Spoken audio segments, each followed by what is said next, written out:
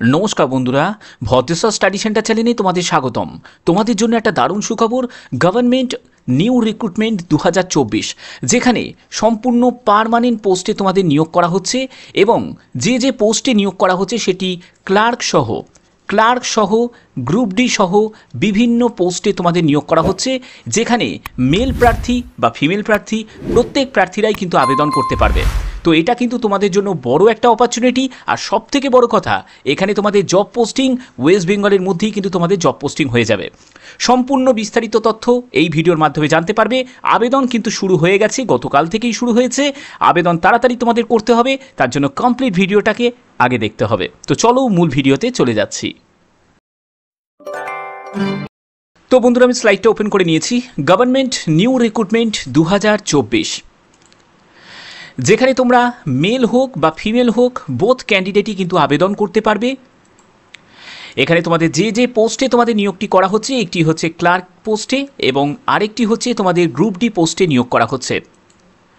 এখানে তোমাদের কোয়ালিফিকেশন যেটি প্রয়োজন, 8 পাস হলে তুমি গ্রুপ ডি পদের জন্য আবেদন করতে পারবে এবং মাধ্যমিক এবং গ্র্যাজুয়েশন যোগ্যতা থাকলে তুমি ক্লার্ক পদের জন্য আবেদন করতে পারবে।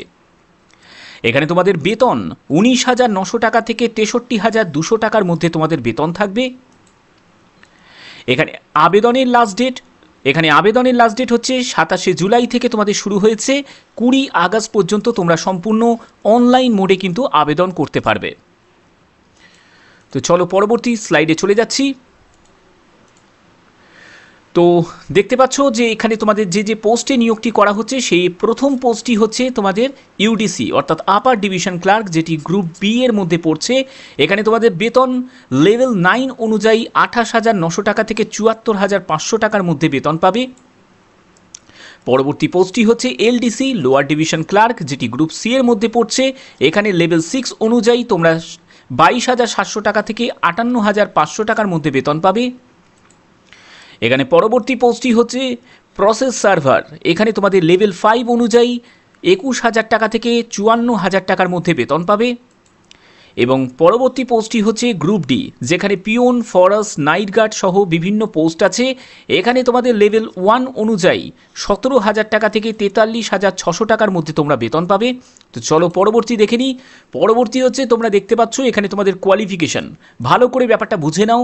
আপার ডিভিশন ক্লার্কের জন্য আবেদন করতে গেলে তোমাদের এখানে কোয়ালিফিকেশন যেটি প্রয়োজন সেটি হচ্ছে গ্র্যাজুয়েশন, যে কোনো শাখায় গ্র্যাজুয়েশন, অর্থাৎ আর্টস হোক, সায়েন্স হোক বা কমার্স হোক, যে কোনো শাখায় যে কোনো পার্সেন্টেজ অফ মার্কসে তুমি যদি গ্র্যাজুয়েট হয়ে থাকো তাহলেই কিন্তু আবেদন করতে পারবে।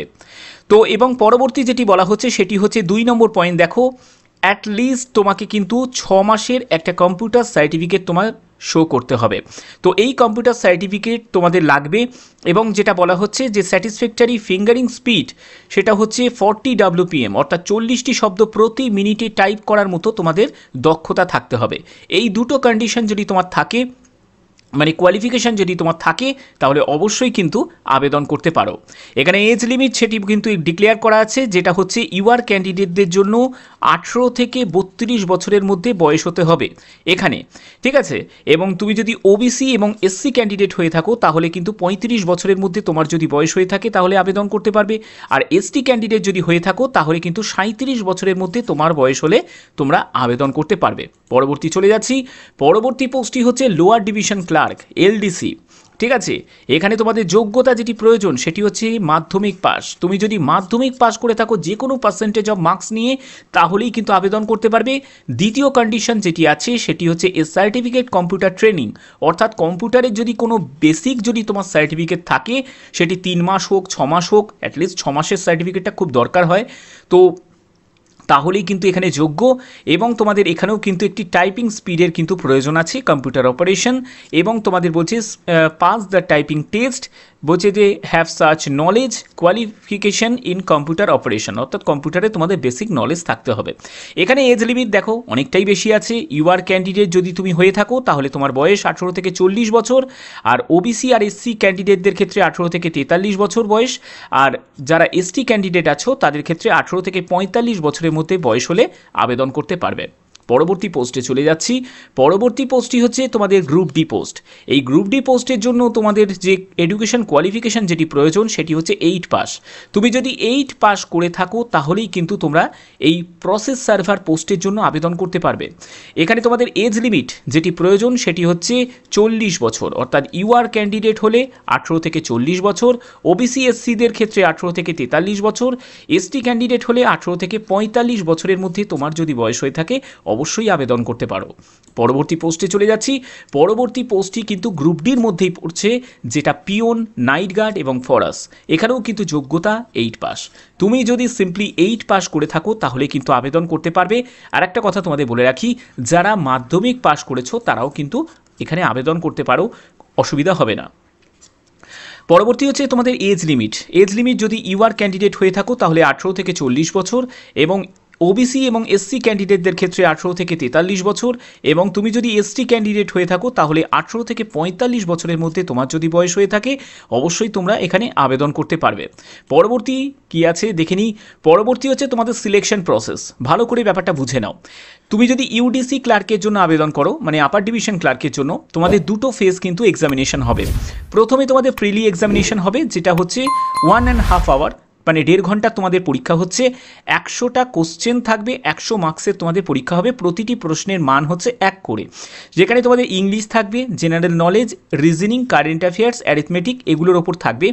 0.5 মার্কস কিন্তু ইচ রং অ্যান্সার, অর্থাৎ দুটো প্রশ্নের ভুল উত্তরের জন্য প্রাপ্ত নম্বর থেকে 1 নম্বর কাটা যাবে। পরবর্তী ফেজ হচ্ছে মেন এক্সামিনেশন। সেখানে তোমরা 2 ঘন্টা সময় পাবে। এখানে কিন্তু একটু ডেসক্রিপটিভ টাইপের কিন্তু প্রশ্ন হবে, যেখানে ইংলিশে গ্রুপ এতে 100 মার্কস থাকছে, letter writing, paragraph writing, translation এগুলো থাকবে। বেঙ্গলিতে গ্রুপ বিতে যেখানে 100 মার্কস, সেখানে লেটার রাইটিং, ট্রান্সলেশন, রিপোর্ট এগুলো থাকবে। এরপরে হচ্ছে তোমাদের 1/3 রেশিওতে ডাকা হবে, অর্থাৎ একটি শূন্যপদের জন্য 3 জন প্রার্থীকে ডাকা হবে। এই অনুযায়ী যতগুলো শূন্যপদ আছে সেই অনুযায়ী কিন্তু তোমাদের ডাকা হবে। ওকে, আচ্ছা, এবার দেখো তোমাদের এখানে পার্সোনালিটি টেস্টে তোমাদের 30 মার্কস থাকবে, এবং তোমাদের কম্পিউটার প্রফিসিয়েন্সি টেস্টে 20 মার্কস থাকবে। এখানে তোমাদের মেরিট যেটা প্রিপেয়ার্ড হবে সেটা কিন্তু মেন এক্সামিনেশন, পার্সোনালিটি টেস্ট আর কম্পিউটার প্রফিসিয়েন্সি টেস্ট, এটার ভিত্তিতেই কিন্তু তোমাদের ফাইনাল প্যানেল কিন্তু তৈরি হবে। ওকে, তো চলো পরবর্তী দেখে নিই। পরবর্তী পোস্টটি হচ্ছে লোয়ার ডিভিশন ক্লার্ক। এখানেও কিন্তু দুটো ফেজ এক্সামিনেশন হবে। ফেজ 1-এ যেটা থাকবে সেটা হচ্ছে তোমাদের 1.5 ঘন্টা পরীক্ষা হবে, 100 নম্বর, 100টা কোশ্চেন, প্রতিটি প্রশ্নের মান 1 করে। এখানেও কিন্তু ইংলিশ, জিকে, কারেন্ট অ্যাফেয়ার্স, অ্যারিথমেটিকের ওপর থাকবে। এখানে কিন্তু 0.5 মানে হচ্ছে 1/2 নেগেটিভ মার্কিং থাকছে। দুটো প্রশ্নের জন্য একটি ভুল উত্তরের জন্য একটি নাম্বার কিন্তু কাটা যাবে। এরপরে তোমাদের মেন এক্সামিনেশনে বসতে হবে। সেখানেও কিন্তু তোমাদের 1.5 ঘন্টা সময় থাকছে। এখানে দেখো তোমাদের 50 মার্কস থাকবে, লেটার রাইটিং, প্যারাগ্রাফ, ট্রান্সলেশন থাকবে। আর বেঙ্গলিতেও কিন্তু তোমাদের গ্রুপ বিতে 50 মার্কস, লেটার রাইটিং, ট্রান্সলেশন এবং রিপোর্ট থাকবে। এখানেও কিন্তু 1/3 যেটা 1:3 কিন্তু রেশিওতে ডাকা হবে। কিন্তু পার্সোনালিটি টেস্টে দেখো 15 মার্কস এবং কম্পিউটার প্রফিসিয়েন্সি টেস্টে হচ্ছে 10 মার্কস থাকবে। অর্থাৎ প্রিলিটা শুধুমাত্র কোয়ালিফাইং নেচার, এর নাম্বার কোনো যুক্ত হবে না। মেন থেকে শুরু করে আপ টু তোমাদের কম্পিউটার টেস্ট পর্যন্ত সব কিছুর নাম্বার কিন্তু আলাদা করে যুক্ত হবে। তো চলো পরবর্তী আমরা দেখে নিই। পরবর্তী হচ্ছে গ্রুপ ডি। গ্রুপ ডির জন্য প্রথম যে পোস্টটি সেটি প্রসেস সার্ভার। এখানে দেখো তোমাদের এমসিকিউ টাইপের কিন্তু সিম্পলি প্রশ্ন হবে, যেখানে তোমাদের arithmetic, English, Bengali, GK, current affairs এগুলো কিন্তু তোমাদের থাকবে। 100টা কোশ্চেন, 100 মার্কস, 50 কোশ্চেন, 100 মার্কসের তোমাদের পরীক্ষা হচ্ছে, অর্থাৎ প্রতিটি প্রশ্নের মান হচ্ছে 2 করে থাকবে। এখানে 0.5 কিন্তু মার্কসের তোমাদের ইচ রং অ্যান্সার মানে নেগেটিভ মার্কিং থাকছে। এবং দেখো এখানে মেন এক্সামিনেশনে যেটা বলা হচ্ছে সেটা হচ্ছে number of the candidate qualifying marks the size the 1/3 ratio, অর্থাৎ 1:3 রেশিওতে কিন্তু ডাকা হবে। অর্থাৎ এখানে কিন্তু মেনের কোনো কিন্তু ঝামেলা থাকছে না। পরবর্তী যেটি আছে সেটি হচ্ছে পার্সোনালিটি টেস্ট। সেটা হচ্ছে যে 25 মার্কসের থাকবে, অর্থাৎ তোমাদের এখানে হচ্ছে তোমাদের 100 মার্কস থাকছে আর এখানে 25 মার্কস থাকছে, অর্থাৎ এখানে 125 নম্বরে তোমাদের কিন্তু টোটাল পরীক্ষাটা হচ্ছে। তো পরবর্তী দেখে নাও। পরবর্তী হচ্ছে তোমাদের যে গ্রুপ ডির মধ্যে আরও যেসব পোস্টগুলো আছে, যেমন হচ্ছে পিওন আছে, নাইট গার্ড আছে, ফরাস আছে, এগুলোর ক্ষেত্রেও কিন্তু তোমাদের 100 মার্কস তোমাদের থাকছে, 50 কোশ্চেন, অর্থাৎ প্রতিটি কোশ্চেনের মান হচ্ছে 2 করে থাকবে, যেখানে Bengali, general English, arithmetic, GK, current অ্যাফেয়ার্সের ওপর থাকবে। এখানে 0.5 মার্কস কিন্তু তোমাদের নেগেটিভ মার্কিং থাকবে, একদম সেম যেরকম তোমাদের প্রসেস সার্ভারে দেখালাম একদম সেম কিন্তু তোমাদের থাকছে। তো চলো পরবর্তী আমরা দেখে নিই। পরবর্তী দেখতে পাচ্ছ এখানে তোমাদের যেখানে নিয়োগটি করা হচ্ছে উত্তর দিনাজপুর অ্যাট রায়গঞ্জ, এই কোর্টে তোমাদের এই নিয়োগটি করা হচ্ছে সম্পূর্ণ পার্মানেন্ট বেসিসে। বলছে যে ইন্ডিয়ান সিটিজেন, ভারতীয় নাগরিক প্রত্যেকে কিন্তু এখানে আবেদন করতে পারবে। আদার স্টেট থেকেও কিন্তু আবেদন করা যাবে, কিন্তু আদার স্টেট থেকে আবেদন করলে তোমাদের কিন্তু অ্যাজ এ ইউআর হিসাবে আবেদন করতে হবে, ঠিক আছে। আচ্ছা, এখানে দেখো তোমাদের অ্যাপ্লিকেশন ফিস কত টাকা। যারা যারা স্টেনোগ্রাফার একটি পোস্ট আছে, তো সেই স্টেনোগ্রাফার পোস্টের জন্য তোমাদের 600 টাকা প্লাস ব্যাঙ্ক চার্জ লাগবে। যারা OBC UR, OBC A, B এবং ইডাব্লিউএস আছে তাদের দিতে হবে। আর এসসি এসটি হলে 300 টাকা plus bank charge. Upper division ক্লার্কের জন্য 600 টাকা প্লাস ব্যাঙ্ক চার্জ লাগবে, ঠিক আছে। এবং এসসি এসটিদের দেখো 300 টাকা প্লাস ব্যাঙ্ক চার্জ লাগবে। লোয়ার ডিভিশনের জন্য 500 টাকা প্লাস ব্যাঙ্ক চার্জ লাগবে এবং 250 টাকা এসসি এসটি দের লাগবে। প্রসেস সার্ভারে 400 টাকা প্লাস ব্যাঙ্ক চার্জ লাগবে। আর এসসি এসটিদের 200 টাকা প্লাস ব্যাঙ্ক চার্জ লাগবে। পিওন পদের জন্য 300 টাকা প্লাস ব্যাঙ্ক চার্জ এবং এসসি এসটিদের 150 টাকা প্লাস ব্যাঙ্ক চার্জ লাগবে। এখানে দেখো SC ST candidate other state shall be pay the application fees bank charge shown under the column B. অর্থাৎ বুঝতে পারছো আদার স্টেট থেকেও কিন্তু ক্যান্ডিডেট আবেদন করতে পারে, কিন্তু কন্ডিশন বললাম ওখানে কিন্তু অন্য কোনো কাস্ট কিন্তু চলবে না, ইউআর হিসাবে তোমাকে আবেদন করতে হবে, ঠিক আছে। তো এখানে ইনস্ট্রাকশন কিছু ফলো করতে হবে আবেদন করার আগে, যেখানে তোমাদের মোবাইল নাম্বার, মেল আইডি এগুলো ইনপুট করতে হবে আবেদন করার সময়। সফট কপি মানে এগুলো কিন্তু তোমাদের লাগবে, যেটা হচ্ছে পাসপোর্ট সাইজের ছবি, ঠিক আছে। পাসপোর্ট সাইজের তোমাদের ছবি লাগবে। তারপরে তোমাদের লাগবে হচ্ছে যে সিগনেচার লাগবে। তারপরে হচ্ছে তোমাদের এজ প্রুফের জন্য ডকুমেন্টস লাগবে, সেটার জন্য তোমরা মাধ্যমিকের অ্যাডমিট কার্ড দিতে পারো বা ডেট অফ বার্থের সার্টিফিকেট দিতে পারো। তারপরে যেটা লাগছে সেটা হচ্ছে এসেন্সিয়াল কোয়ালিফিকেশন, অর্থাৎ যে পোস্টের জন্য যা যোগ্যতা আছে সেই যোগ্যতা রিগার্ডিং কিন্তু তোমাদের ডকুমেন্টস আপলোড করতে হবে। তার পরবর্তী যেটি আছে কম্পিউটার সার্টিফিকেট, সেটাও লাগবে। তারপরে হচ্ছে তোমাদের কাস্ট সার্টিফিকেট, সেটা লাগবে। তারপরে হচ্ছে নো অবজেকশন সার্টিফিকেট, যারা এমপ্লয়ি তাদের জন্য এটা তোমাদের জন্য নয়। এরপরে হচ্ছে যে কোনো একটি ফটো আইডেন্টি প্রুফ, সেটা হচ্ছে Aadhaar card, voter card, PAN card, passport, যে কোনো একটি, ঠিক আছে। আচ্ছা, তো আশা করি তোমাদের ব্যাপারটা ক্লিয়ার। এখানে আবেদন যেটা শুরু হয়েছে 27শে জুলাই থেকে তোমাদের আবেদন শুরু হয়েছে এবং আবেদনের লাস্ট ডেট হচ্ছে 20 আগস্ট 2024 11:59 পর্যন্ত কিন্তু তোমরা সম্পূর্ণ অনলাইন মোডে কিন্তু আবেদন করতে পারবে এবং অ্যাপ্লিকেশন ফিস জমা দেওয়ার ডেটও কিন্তু এই ডেটটাই কিন্তু আছে। তোমাদের যদি কোনো কোয়ারি থাকে তাহলে অবশ্যই কিন্তু এই হেল্প ডেস্ক নাম্বারে কিন্তু তোমরা একবার মেল করে জেনে নিতে পারো, ঠিক আছে। এখানে দেখো পরবর্তী যেটি বলা হচ্ছে সেটা হচ্ছে হেল্প ডেস্কে কিন্তু এখানে ইমেল আইডি যেরকম দেওয়া হয়েছে সেরকম কিন্তু তোমাদের একটি ফোন নাম্বারও কিন্তু দেওয়া হয়েছে। মনডে থেকে স্যাটারডে কিন্তু তোমরা এটা কলটা করতে পারবে। তো এই নাম্বারটা হচ্ছে এইটা, ঠিক আছে। এই নাম্বারে তোমরা কিন্তু কল করে যে কোনো তোমাদের যদি কোনো জানার থাকে সেটা জেনে নিতে পারো।